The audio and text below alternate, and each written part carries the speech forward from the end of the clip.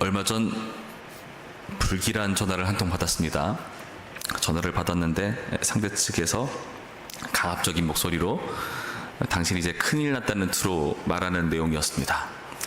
어느 마사지샵에서 영상을 이렇게 확보했는데 그 영상에 뭐 제가 나왔다나 뭐라나 하면서 뭐 저의 뭐 연락처, 생년월일 이런 걸 다 말해가면서 이제 당신 큰일 났다는 투로 말을 하더라고요. 일단은 뭐 저는 뭐 그런 일을 하지 않았는데 당당히 해야 되잖아요. 근데 그 가압적인 말투를 들으니까 저도 모르게 괜히 위축되고 정말 내가 잘못한 사람인가 싶은 생각도 들고, 그리고 괜히 한번 과거를 추억해보고 정말 내가 그런 적이 있는가, 그런 적은 없거든요. 그래서 아니라고 말하고 전화를 끊었던 기억이 있습니다. 보이스피싱이라고 하더라고요. 그러니까 그런 경험을 당해보니까 이거는 진짜 많은 사람이 당하고 속을 수 있겠다는 생각이 들었습니다. 다행히 저는 그런 데 가지 않아서 그럴 수 있었지만은 혹여나 갔다 온 사람이라면은 누구나든 넘어갈 수 있는 그런 상황이지 않을까 하는 생각도 가져봤고요. 이런 통화를 하게 되면서 어떤 생각이 들었는가, 하나님께서 왜 이 땅에 오시면은 거짓말하는 자들을 심판하겠다고 말씀하시는가 하는 그 내용이 한편으로는 이해가 됐습니다. 거짓으로 만연한 사회, 그리고 그 거짓 때문에 많은 죄를 유발하는 그런 세상. 그러니까 이런 세상을 살아가기 위해서는 어떤 마음을 가져야 됩니까? 너는 너무 나약해, 마음을 강하게 먹어 하는 그 내용들이 너 또한 그런 거짓된 인생을 살아서 버텨야 된다는 교훈을 은연중에 세상이 제시하고 있지 않나, 그런 씁쓸한 마음을 가지게 되었습니다. 오늘 본문에 등장하는 맹세도 사실 이런 거짓에 대한 그런 불신 요소를 제거하기 위한 맹세라고 할 수 있습니다. 말씀을 보시면은 아비멜렉이라는 사람이 아브라함에게 찾아와서 맹세를 하자고 제안합니다. 사실 이것은 굉장히 뜻밖의 모습이거든요. 생각해 볼까요? 왕이 일개 이방인 나그네에게 찾아와서 맹세를 하자고 한다는 것은 정말 이상한 광경입니다. 각 나라의 정상이 만나는 것도 아니고 일개 이방인 나그네요. 물론 아브라함이야 그 당시 많은 사람들을 거느리고 그 300여 명 데리고 나서 룻도 구하지 않았습니까? 조카요. 그런데 300여 명이라는 것은 뭐 남자만일 테니까 거기에 딸린 식구들 또한 생각해 보면은 꽤 큰 세력인 것을 짐작해 볼 수 있습니다. 그렇다 하더라도 이런 이방인 나그네와 맹세를 하려고 마음먹었다는 것은 무슨 연고 때문인가? 우리는 잘 알다시피 이전에 어떤 일이 있었는지를 알고 있습니다. 그 일은 무엇이죠? 그의 아내 사라를 누이로 속여서 아비멜렉의 그 나라를 굉장한 위기 가운데 빠뜨리는 일을 20장에서 살펴보았습니다. 여러분, 그래서요, 이 맹세를 자세히 보시면은 그 당시의 일을 은연중에 아비멜렉은 드러내면서 이 맹세를 하고 있습니다. 뭐라고 맹세하는가 볼까요? 23절 말씀 보시죠. 22절부터 볼까요? 22절. 그때의 아비멜렉과 그 군대 장관 비골이 아브라함에게 말하여 이르되 네가 무슨 일을 하든지 하나님이 너와 함께 계시도다. 그런즉 너는 나와 내 아들과 내 손자에게 거짓되이 행하지 아니하기를. 이제 여기서 하나님을 가리켜 내게 맹세하라. 내가 내게 후대한 대로 너도 나와 내가 머무는 이 땅에 행할 것이니라. 그와 함께 하시는 하나님 때문에 지금 이 아비멜렉은 아브라함과 이런 맹세를 하고자 하는 겁니다. 그런데 그 맹세의 근본적인 그 기저에는 어떤 내용이 있었습니까? 거짓되이 행하지 말아라. 전에 네가 나를 속였지. 그래서 나는 큰 위기에 빠질 뻔했어. 이런 일은 더 이상 내가 있는 이 땅에서 있어서는 안 돼. 그런 태도가 깔린 겁니다. 아브라함에 대한 불신. 그 불신 때문에 이 맹세가 나오게 되었다는 거죠. 그러니까 아브라함은 거짓말하는 사람이고요. 지금 이 아비멜렉은 그걸 가지고 이거는 맹세를 통해서 반드시 짚고 넘어가야 된다라고 이야기를 하고 있는 겁니다. 하나님이 함께 하시는 사람인데도 불구하고 거짓으로 그의 나약함과 그로 인해 촉발된 여러 가지 하나님의 언약이 위기에 봉착할 만한 사항들을 우리는 지금까지 쭉 봤습니다. 물론 그럼에도 불구하고 하나님께서 이런 아브라함과 함께 하셨기 때문에 참으로 복되다 할 수 있는 것입니다. 아브라함이 뭔가 대단한 사람이라서, 도덕적으로 훌륭한 사람이라서, 그런 이유로 한 나라의 왕이 아브라함에게 찾아온 것이 아니겠죠.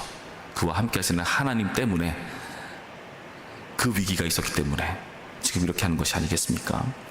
그런데 아비멜렉 또한 마찬가지였습니다.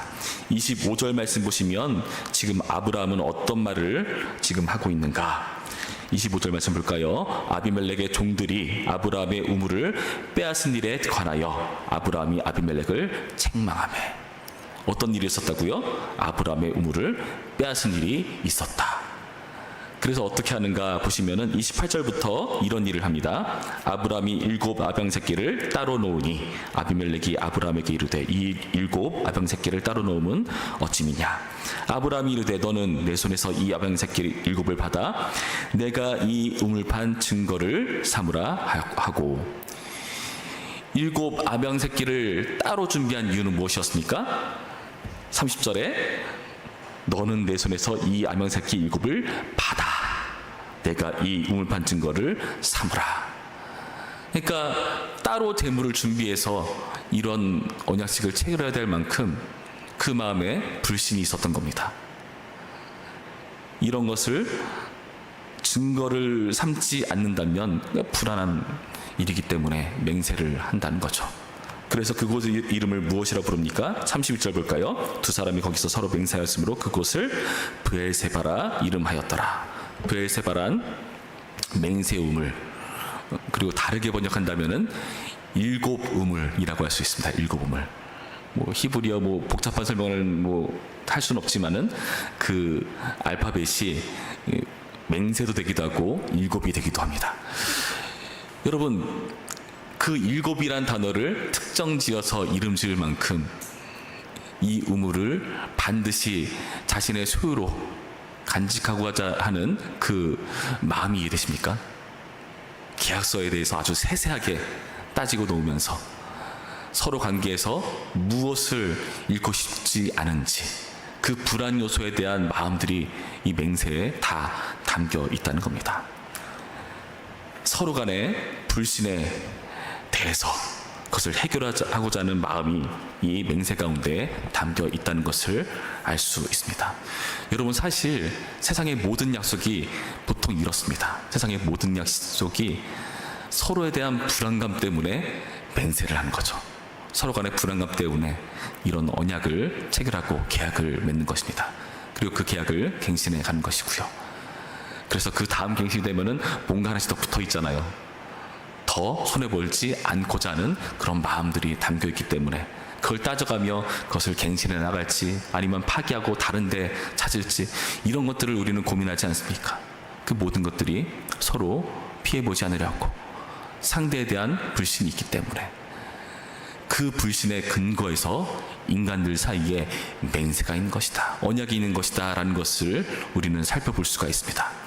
여러분, 우리가 이런 세상을 살고 있습니다. 상대에 대한 불신, 거짓에 근거한 그런 세상을 살아가기 위해서 이런 맹세가 필수라는 것을 우리는 알고 있습니다. 우리를 지키기 위한 명분으로 삼기 때문이죠. 여러분, 근데 이런 세상을 우리가 어떻게 살 수 있겠습니까? 조금만 지나도 보험료 엄청 올라 있고, 조금만 지나도 아니 뭐 나는 별로 한 것도 없는데 보상해야 될 것은 이만큼 막 늘어나 있고, 언제 내가 손해보지 않을까 하는 그런 불안감들을, 그런 요소들 가운데 우리는 얼마나 노심초사합니까? 여러분, 아브라함은 어떨까요? 이런 세상을 살아갈 때에 아브라함은 단순히 이 맹세에 의존하지 않습니다. 아브라함은 무엇에 의존하는가? 오늘 말씀 자세히 보시면 아브라함은 이렇게 하고 있습니다. 33절 말씀 볼까요? 이렇게 되어 있죠. 아브라함은 브엘세바에 에셀나무를 심고 거기서 영원하신 여호와 이름을 불렀으며 그가 블레셋 사람의 땅에서 여러 날을 지냈더라. 지금 아브라함은 어떤 일을 합니까? 에셀나무를 심었습니다. 그리고 영원하신 여호와의 이름을 불렀습니다. 여호와 이름은 어떤 이름입니까? 여기 개역 개정에서는 영원하신 여호와의 이름이라고 번역이 되어 있지만 전에 개혁판 이전에 번역 개정되기 전에 성경에서는요, 영생하시는 하나님 여호와 이름을 불렀다 이렇게 되어 있어요. 영생하시는 하나님. 그리고 그게 조금 더 원문에 가깝습니다. 영생하시는 하나님, 영원하신 하나님, 여호와 이름 불렀다. 그러니까 이 아브라함이 부른 여호와 이름은 어떤 분이라고요? 영생하시는 하나님, 영원하신 하나님. 여러분, 이게 왜 중요한가? 영원하신 하나님, 이분이 왜 중요한가? 여러분, 나무를 심습니다. 나무를 심는다는 것은 어떤 행위일까요? 나무를 심는다는 것은요, 그 결과를 보고자 하는 의도가 담겨 있는 겁니다. 나무를 심을 때요, 그냥 어떻게 되겠지 하고 내팽겨두지 않습니다. 그 나무가 자라는 광경을 확인하고 보고 열매를 보고자 하는 거죠. 나무를 왜 보존합니까? 그 큰 나무를 통해서 그 지역의 역사를 확인하고 그 지역의 대표 명물이 되고, 여러분, 그런 과정을 통해서 그 시간을 확인합니다. 얼마나 그 지역이 오래되었는가, 얼마나 그 나무가 잘 버텨왔는가, 그 역사성을 확인하는 거죠. 시간이 담겨있는 그 표현이 나무를 심는 행동입니다. 무엇을 확인하고자 하는 걸까요? 그가 블레셋 사람의 땅에서 여러 날을 지냈더라. 아브람은요, 영원하신 하나님 덕분에 내가 이 땅 가운데 살아갈 수 있다는 것을 아는 자입니다. 일개 사람과의 맹세가 아니다. 뭐 대단한 왕이라고 별거 아니다. 다 서로 속고 속이는 존재다. 나는 그것 의존하지 않는다. 무엇을 의존합니까? 영생하시는 하나님, 영원하신 하나님, 그분을 의지하는 겁니다. 그래서 모세는요, 그분을요, 여호와라는 언급을 하면서 여호와의 이름으로 여기 명기해 놓습니다. 여호와라는 이름은 제가 계속 설교 때 설명했듯이 하나님께서 우리 가운데 약속하시고 그 약속을 신실하게 이루어 가시는 그 하나님을 강조할 때 쓰시는 이름입니다. 여러분, 영원하신 하나님, 신실하신 하나님, 이렇게 역사하시는 하나님을 아브라함은 지금 부르고 있는 것입니다. 그래서 브에세바라는 이름은 불안하지만 영원하신 하나님이란 이름은 든든합니다. 여러분, 이 영원하신 하나님을 아브라함은 어디서 확인했습니까? 똑같이 아비멜렉이 그 20장에서 언급한 그 일, 아브라함도 마찬가지죠. 내가 그 땅 가운데서 하나님께서 우리와 함께 하셨지, 하나님께서 우리를 보호하셨지. 거기서 하나님께서 아비멜렉에게요, 아브라함은 선지자다, 그가 너를 위해서 기도해줘야 네가 살 수 있다라고 말하잖아요. 아브라함이 기도하니까 그 닫혔던 그 나라의 태문이 다 열리기 시작합니다. 선지자 취급을 받습니다. 그리고 오늘 본문에서 알 수 있듯이 네가 무슨 일을 하든지, 심지어 거짓말을 하는 그 과정 속에서조차 하나님이 너와 함께 계시도다. 놀랍지 않습니까? 함께 하시는 하나님을 아비멜렉은 보는 겁니다. 그것을 아브라함은 경험한 겁니다. 내가 거짓말로 위기를 벗어나는 그런 나약한 존재지만 그런 나와 하나님이 함께 하시는구나. 그 대단한 왕이 나에게 와서 맹세를 하자고 하는구나. 창세기 12장에서 하나님께서 아브라함에게 약속을 주잖아요. 그 약속 중에 어떤 약속이 있었습니까? 너는 복의 근원이다. 좀 더 원문에 가깝게 번역하면 너는 축복이다. 누군가에게 복을 빌어주는 복의 통로가 되는 그런 존재다. 아브라함에게 맹세를 하자고 할 정도면 이 아브라함이 그 자리에 있는 것을 통해서 오히려 그 자리가 복되고 왕이 그것을 알고 찾아올 정도로 아브라함은 하나님이 함께 하시는 존재고 그것에 대한 영향력을 그 땅 가운데 발휘하는 존재구나. 여러분, 이것을 확인하는 거죠. 아브라함은 이것을 합니다. 어떤 하나님을 안다고요? 영원하신 하나님을 알고 함께 하시는 하나님을 아는 겁니다. 여러분, 우리도 그렇습니다. 우리도 영원하신 하나님, 함께 하시는 하나님을 아는 사람들입니다. 여러분, 마태복음 1장 23절에 이런 말씀이 있습니다. 여러분 잘 아시는 말씀인데요, 한번 오늘 말씀과 잘 연관지어서 이 말씀의 의미를 생각해 보시기 바랍니다. 마태복음 1장 23절 말씀, 보라, 처녀가 잉태하여 아들을 낳을 것이요 그의 이름은 임마누엘이라 하리라 하셨으니 이를 번역한즉 하나님이 우리와 함께 계시다 함이라. 누굴 가리켜 하는 말씀이시죠? 예수 그리스도, 그 예수님이 우리와 함께 하신다. 아브라함에게만 속하는 내용이 아니에요. 우리에게도 속하는 내용이라는 것을 여기서 확인합니다. 요한복음 14장 16절부터 이런 말씀이 있습니다. 예수님께서 제자들에게 떠나시기 직전에 해주시는 말씀 가운데 이런 말씀이 있습니다. 요한복음 14장 16절부터 18절까지의 말씀 이렇게 되어 있습니다. 내가 아버지께 구하겠으니 그가 또 다른 보혜사를 너희에게 주사 영원토록 너희와 함께 있게 하리니 그는 진리의 영이라 세상은 등이 그를 받지 못하나니 이는 그를 보지도 못하고 알지도 못함이라. 그러나 너희는 그를 아나니 그는 너희와 함께 거하시며 또 너희 속에 계시겠습니다. 내가 너희를 고아와 같이 버려두지 아니하고 너희에게로 오리라. 성령님에 대해 주시는 약속의 말씀입니다. 우리 가운데 왜 하나님은 영원하신 하나님이시고 함께 하시는 하나님입니까? 보혜사 성령께서 함께 하시기 때문에, 예수님께서 우리 가운데 찾아오셨기 때문에 우리는요 이 거짓된 세상을 살아갈 수 있습니다. 거짓된 세상을 살아갈 수 있는 비결, 계약을 잘 성사시키면 된다. 세상의 기준은 그렇습니다.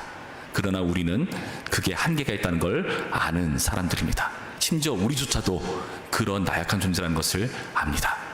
그러나 그 나약함 속에서도 하나님께서 함께 하셔서 우리 가운데 영원토록 우리를 그의 백성답게 빚어가시는 그 과정을 겪고 있다는 것을 우리는 아는 사람들입니다. 그래서 우리가 이 자리에 있는 거죠.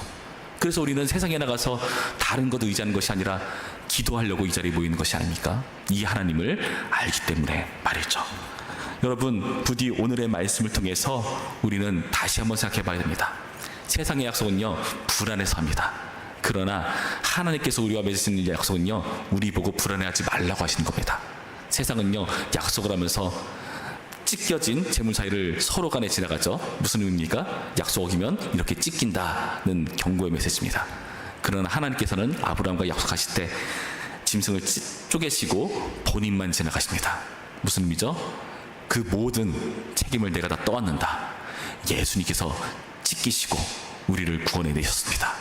우리 보고 불안해하지 말라고 이 약속을 주신 것입니다. 이 약속을 아는 자로서 기도하는 오늘의 말씀이기를 주님의 이름으로 축원합니다. 기도하겠습니다. 참 좋으신 하나님, 브엘세바는 불안합니다. 그러나 여호와 임마누엘 하나님은 든든합니다. 우리가 불안한 세상을 살아갈 때에 이 든든하신 하나님을 의지하며 기도하겠사오니 주님, 오늘 하루 살아갈 수 있는 힘을 든든하게 더해 주시옵시고 날마다 하나님과 함께하는 그 기쁨의 길을 우리가 걸어갈 수 있도록 도와주시옵소서. 그렇게 함으로써 내가 있는 자리가 곧 하나님께서 함께 하신다는 복의 근원으로서의 역할을 감당해 나갈 수 있도록 도와주시옵소서. 감사드리며 예수님의 이름으로 기도했습니다. 아멘.